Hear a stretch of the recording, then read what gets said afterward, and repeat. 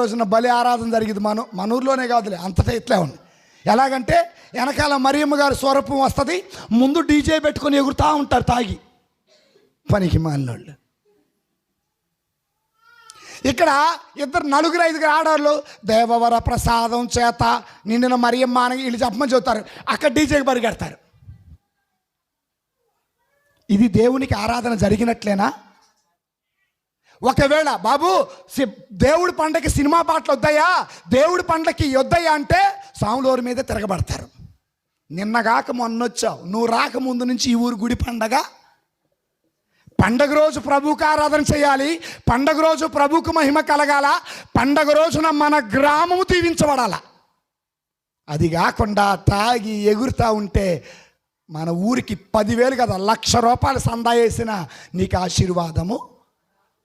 పక్కంటోళ్ళు ఊరు చూడరా భలే చేసుకున్నారా.